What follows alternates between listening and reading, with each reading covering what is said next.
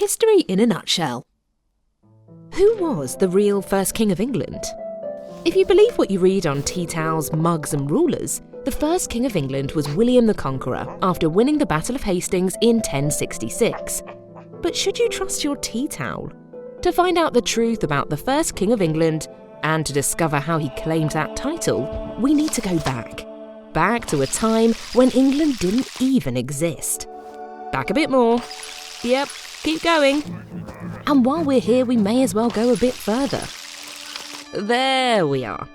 So, it's AD 410, and after nearly 400 years of rule, the Romans are leaving Britannia and its people, the Britons, to fend for themselves. It wasn't long before others started moving in. Some popped over for a raid or two, but some came for good, like the Angles, Jutes, Saxons, and Frisians, who all spoke similar languages. The Britons lumped them all together as Saxons. More and more arrived. The Britons fought back, but by the 600s, most of lowland Britain was under the control of Saxon kingdoms, known as Northumbria, Mercia, Kent, East Anglia and Wessex.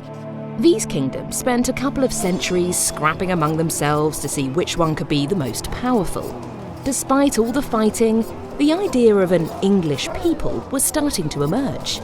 In about 730, history's most famous venerable, the Venerable Bede, called them the Angli, or English, and in Europe, writers were throwing around the term Anglo-Saxon by the end of the 8th century.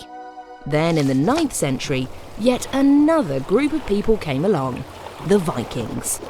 First they raided, then they invaded, and they defeated the English kingdoms until just one remained, Wessex, the wealthy kingdom under the control of Alfred the Great.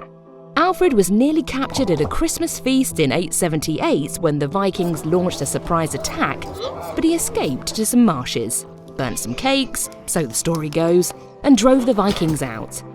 He then started calling himself the King of the Anglo-Saxons, but King of England? Not quite.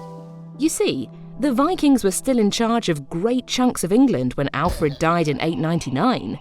His kids, the super-duper sibling team of Ethelfled and Edward, carried on the work of beating them back.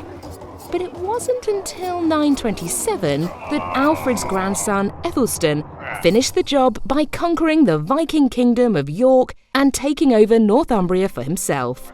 At last, England and the English had just the one king. Ethelstan could call himself the King of England, a whopping 139 years before William the Conqueror got anywhere near Hastings. But did everyone in England stan Ethelstan? Hardly. The king and his descendants had to work really hard to keep it all together and Viking free, and they often failed. But there's no denying it, Ethelstan deserves to be the first name on that tea towel. It's almost certainly what he would have wanted.